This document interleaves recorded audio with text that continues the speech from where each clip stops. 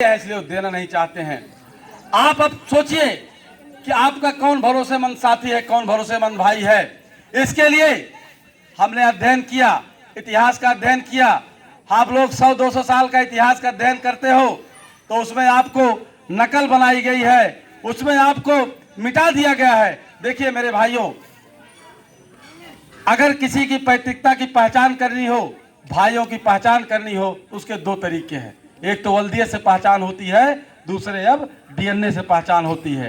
तो 100-200 साल की जब वल्दियत आप देखते हैं तो चूंकि उस वल्दियत को पंडित जी लोगों ने अपने फायदे के लिए उसको मिटा करके अलग ढंग से लिख दिया है। वहां लिख दिया कि चमार, कहां, लोहार, गड़रिया, नाऊ, धोबी, ये सब अलग अलग हैं। कोई छूत है तो कोई अछूत है, अलग अलग जातियां हैं, ऐसा उन्होंने लिख दिया है। लेकिन हमने 2000 साल का इतिहास जब उल्टा, 2000 साल की खितौनी जब मैंने देखा, 2000 साल के पीछे मैंने जाकर के देखा तो पता चला कि लोहार, कहां, गड़रिया, नाऊ, धोबी, चमार, मलाह, ये सब एक ही पुरखे के औलाद हैं। मतलब इनके पुरखे एक हैं।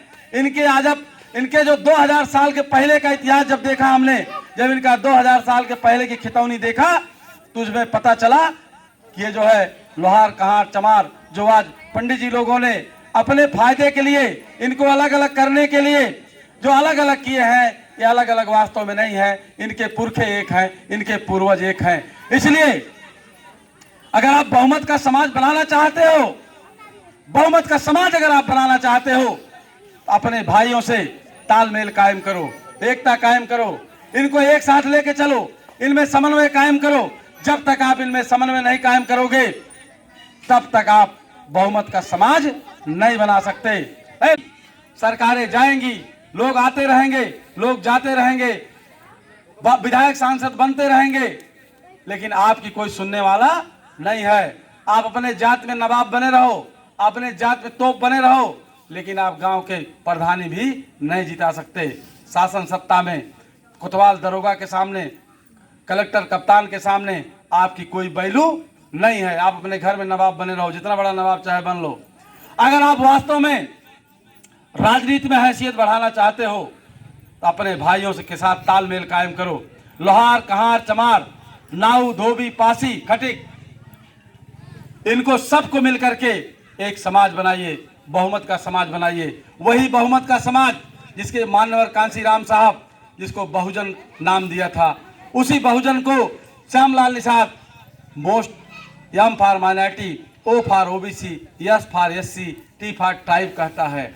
मोस्ट में ओबीसी, एससी, माइनॉरिटी ये जातियां हैं, और ये सभी जातियां कहीं न कहीं से एक दूसरे के समीप हैं। दुखिया दुखिया आपस में भाई भाई हैं। इनको मिल करके एक बहुमत का समाज, एक बहुमत का वर्ग बनाइए और सत्ता तभी आप प्राप्त कर सकते हैं।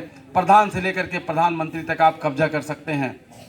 अदरवाइज आपके पास भाग को कोसने के अलावा, विधवा विलाप करने के अलावा, टहल टहल कर रोने के अलावा और कोई रास्ता नहीं है। अगर आप सरकार बनाना चाहते हो, सांसद विधायक बनाना चाहते हो, तो आपको लोहार, कहार, चमार, गड़रिया, इन सब में जो है एकता कायम करनी होगी। एकता कायम किए बिना और कोई दूसरा रास्ता नहीं है।